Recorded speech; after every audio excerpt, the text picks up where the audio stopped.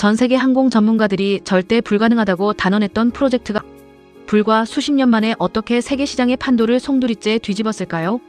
이것은 단순히 전투기 한 대를 성공적으로 만들었다는 신화가 아닙니다.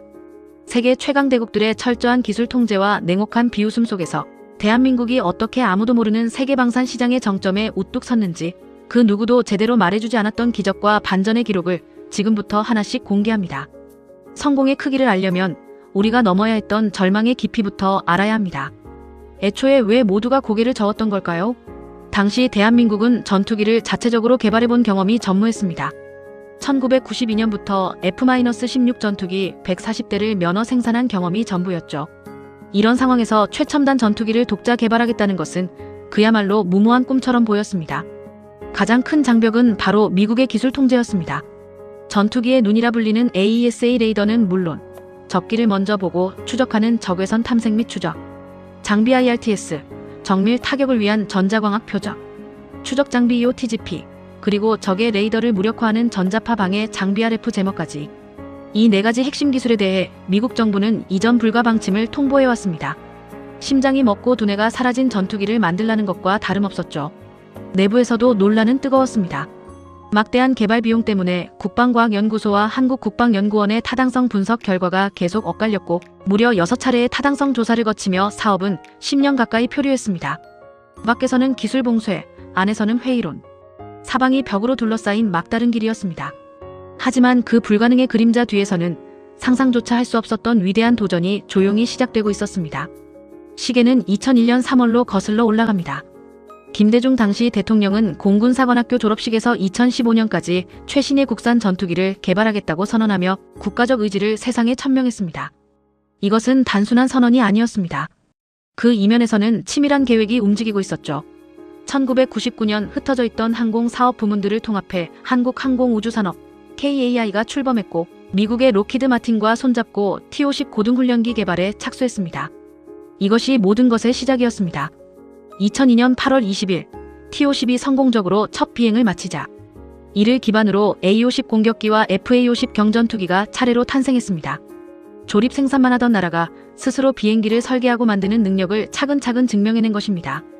이 경험을 발판 삼아 마침내 보람의 사업이라 불리는 한국형 전투기 KF-X 개발이 2015년 12월 KAI와 본계약을 체결하며 본격적인 궤도에 올랐습니다. 2021년 4월 9일 수많은 연구원의 땀과 눈물이 서린 CJ1호기가 드디어 위용을 드러냈습니다. 초기 국산화율 65%, 앞으로 80% 이상을 목표로 하는 진정한 메이드 인 코리아 전투기의 탄생이었습니다.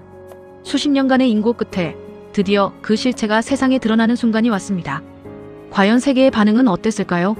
2022년 7월 19일 경남 사천의 활주로 안준현 소령이 조종관을 잡은 K-21 보람의 CJ1호기가 굉음과 함께 하늘로 솟아올랐습니다. 시속 약 400km의 속도로 33분간 이어진 첫 비행. 이 짧은 순간은 대한민국이 세계 8번째 초음속 전투기 독자 개발국 반열에 오르는 역사적인 순간이었습니다. 의심의 눈초리로 지켜보던 세계는 경악했습니다. 시작은 완벽했고 과정은 그 이상이었습니다. 총 6대의 시제기는 이후 42개월간 무려 1600회가 넘는 시험. 비행을 단 한 건의 사고도 없이 완벽하게 수행했습니다. 음속의 1.8배에 달하는 최고 속도를 돌파하고 공중 금유와 고난도 기동은 물론 미티어와 IRIS-T 같은 최신 공대공, 미사일 실사격까지 성공하며 4.5세대 전투기로서의 능력을 완벽히 입증해냈습니다. 그리고 마침내 2026년 5월 KF-21은 전투용 적합 판정을 받으며 개발의 최종 관문을 통과했습니다. 이제 이론이 아닌 실전 무기로서 그 가치를 공인받은 것입니다.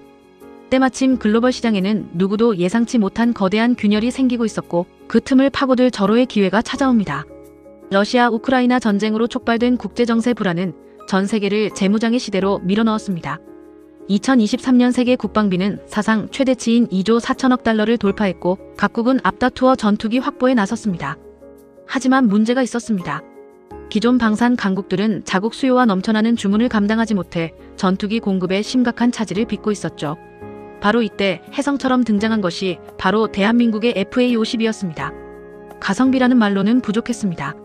합리적인 가격, 검증된 성능, 무엇보다 세계 최고 수준의 빠른 납기 능력과 안정적인 후속 지원 체계는 기존 강자들을 기다리다 지친 국가들에게는 그야말로 한 줄기 빛과 같았습니다.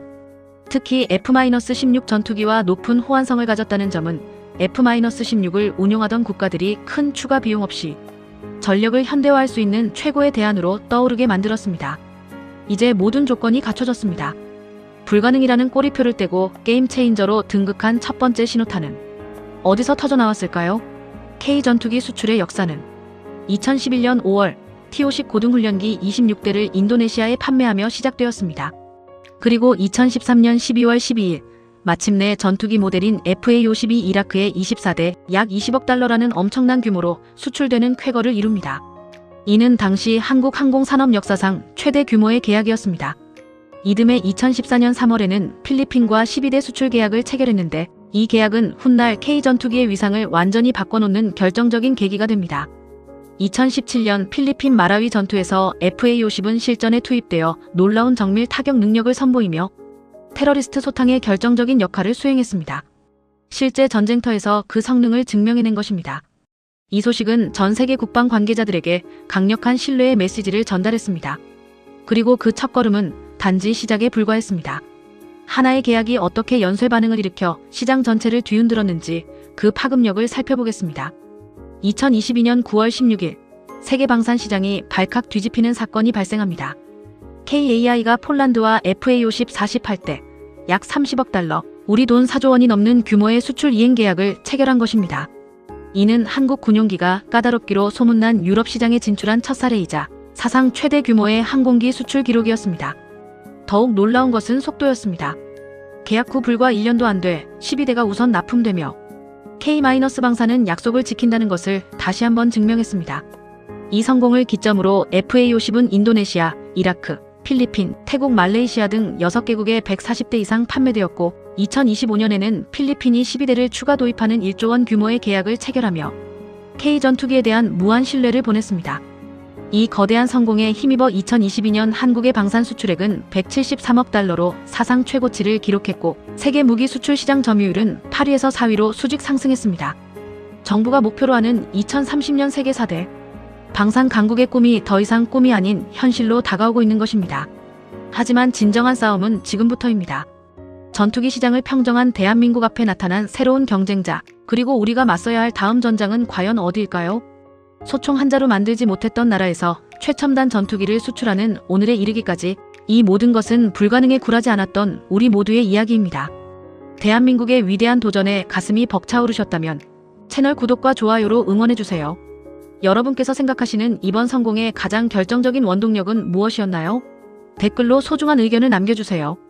다음 영상에서는 전 세계 바다에 패권을 두고 벌어지는 치열한 잠수함, 기술 전쟁과 그 중심에 서 있는 대한민국의 숨겨진 비책을 파헤쳐 보겠습니다.